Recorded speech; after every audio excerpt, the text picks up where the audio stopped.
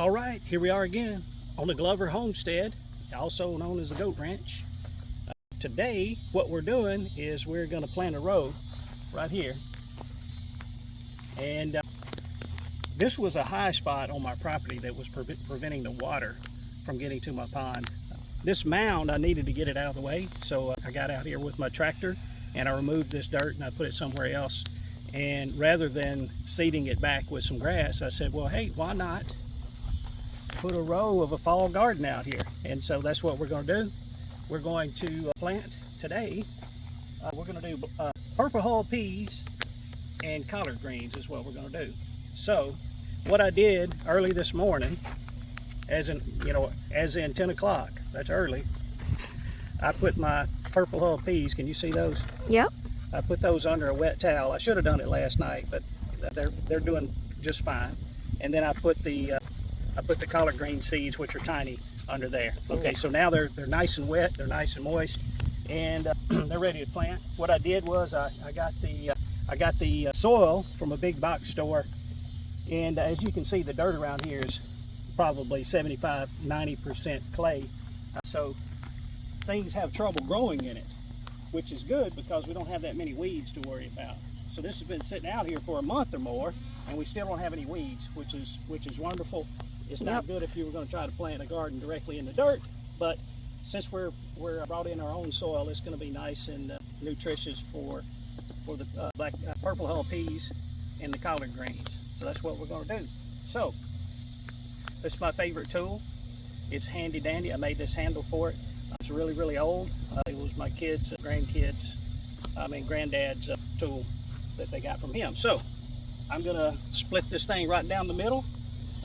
Kind of eyeball it and have maybe 3/4 in purple hull peas and the rest of it just a big old collard greens placed back here.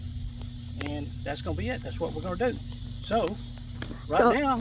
So how long does it take to get everything grown? Well, it'll be about 60 days, which is a good bet. And the thing about purple hull peas and collard greens, the purple hull peas will go right up until freeze, and the collard greens will probably survive a freeze. Frost might impact the purple hull peas and freeze maybe a little, but for sure we'll have purple hull peas and collard greens in the next 2 months. So that's what we're gonna do. My handy dandy pickaxe, if you want to call it that. I'm gonna go right down the middle and then put the seeds in. There you go. So I'm gonna set my seeds down right here. So again, you don't need a big garden, right? Small garden? No, I'm gardening for 2 people here. And one of them is tiny, and it ain't me. Okay, so we don't need a big old giant garden. Okay, if I get this many purple hull peas and that many collard greens, that'll last us all winter. This is out here by the goat pen, which is a little bit dangerous. Why? Because if the goats get out, guess what they're going to eat? They're gonna get our food. Yeah, they're gonna go right for the garden. That's what they do. Unless you have a new tree, unless you just planted a tree, in that case they'll eat the tree first. Don't ask me how I know that that's true, because it's a sad story. Let's plant. You ready? I am ready. Okay. I mean, Are you gonna help? A little bit. You're gonna help by staying out of the way. What you gonna do? So you just tell me what I need to do. Well, I'll let you do the easy part. Which is? I want you to use this as a guide, and put two peas in on either end of that, and then do it again. So I'll show you. So show me. They need to be about 12 inches apart minimum. And you always plant more than you need, or you throw more seeds than you need in there. And then you can thin it after anyway. Yeah, that's right. You're catching on to this. Look at you. Yay! Look at the big old brain on Patty. So I'm going to do 3 seeds in each hole. Like that, and then go down here to this one and do 3 more. You do the peas first and then the collard green after? Yep, that's what I'm going to do. All right. Spread them out like that. So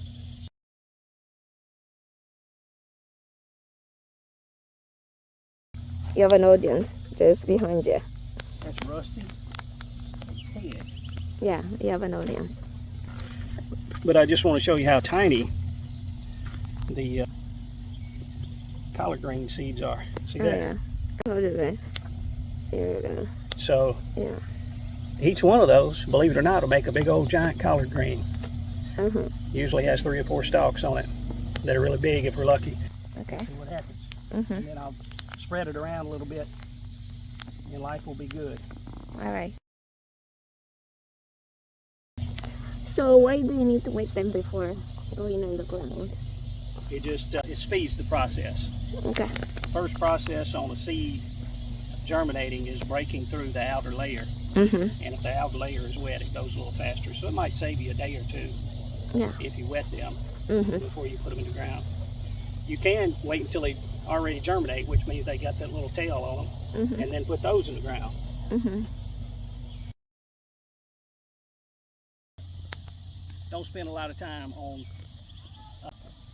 getting the rows exactly right or anything. Just get you a flat bed, throw seeds out as best you can. And the nice part about it is, if a small plant comes up and it's in the wrong place, cut it and eat it. There you go. You don't have to wait. Yeah, but you know, people, you make it sounds very easy, but is it really easy? Well, we'll see. We'll have a video when these come up, see if it works. Okay. So I'm just gonna rake them around a little bit. I think it's easy. It's not that too difficult. Yeah, we'll see how this turns out. I think the preparation is the one that takes a lot of time. Yeah. Yeah, if you've never had a garden and you want to make a garden, best thing to do is do a square foot garden, which has, you know, wood or something on the sides. It's about 8 inches tall. Put cardboard down first, put the boards around it, you know, and go buy your soil like this, dump it in, and Yeah. plant. Done. Mm-hmm. If you're like new to Yeah, planting. and you don't have a lot of space, that's what you do. Do a square foot garden, but once you get a garden, it's easy to maintain it. You know, Yeah. It's going to be a little bit of trouble in the beginning. So just one row works out for me. And so now that we got all that done, What's next? well, we got to water it. We're going to water it a couple times here as best we can with what water I have, and then I'll go back and get some more. We'll do it again. Now we just wait. How long? Well, they should germinate in 7 days or so, maybe a little bit less because I softened them up. And then, you know, 45 days from then, maybe we'll have something that looks like a collard green. And for sure, Can't 60 days from today, we should have plants that have blooms on them as far as the purple LPs goes, and it'll probably be big enough to eat in about 60 to 75 days on the greens, which is perfect. You know, I don't think we'll have a freeze or a frost before 60 days from now. Just say this is August 1st, it's not, but if it was, it would be October 15th, right? Would be 75 days from August 1st. I don't think we're going to get a freeze or a frost before October 15th. You know, but you can look at your almanacs or whatever to see what the date of earliest frost is in West Tennessee. It might be, for sure it's in October, but usually it's nearly Halloween before we have a freeze or even a big frost around here. So there you go. So it's about 18 feet of something that we like to eat. I love purple hull peas, and Patty loves collard greens. We prefer turnip greens, but I couldn't find them, so we'll have to work on that next year. Now, the other thing you could do if you had the space and a tiller, you just till all this up. And if you just wanted greens, you just go get you a 5-pound pack of greens and green seeds and just start throwing them around like Johnny Appleseed, you know, like that. And then just hit it with a rake, put water on it and do that. So, Yeah. but this is a little more manageable, so that's what we're going to do. So anyway, that's all I have. I'm going to listen to birds and watch goats, and y'all have a good time. And if you like it, share it, follow, like it. I don't know, whatever else you do to get the word out. Yeah. And this is really designed, everything that Danielle is doing, it's really designed for the people who want to start a garden small, because this is what we do, right? We are trying to help people to start a garden in a very manageable size. The longest journey begins with the first step. First step is to decide to do it. Yes, exactly. And really, I think that the big picture is like nowadays, we really cannot really trust all the food in the grocery stores.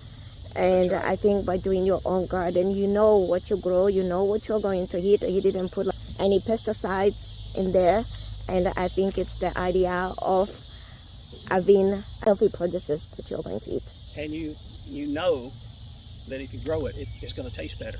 That's a Yeah, proven and fact. also, you know, because all the vegetables out there are picked so early, and then they need to be frozen and shipped to, you know, to the grocery Yeah. store, and then you buy it. So all the plants are not matured whenever you're going to eat it. That's right. So they lack nutrients. So whenever you do your own garden, they will have the right nutrients because they are matured before you pick them, before you eat them.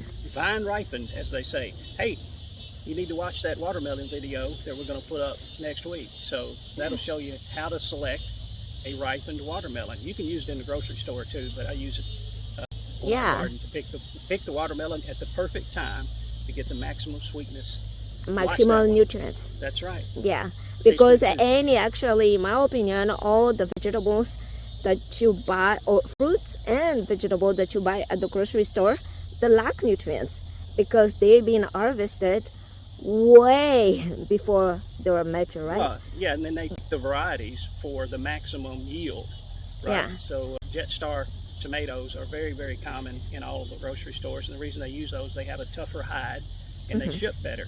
They don't taste as good as a brandywine or something like Yeah. that. So, but that's the way they do it to get the maximum amount of yield for the Yeah, acres and of- then they can keep longer in your fridge or in your things like that. So, but unfortunately, they lack nutrients. So when you make your own garden, guess what?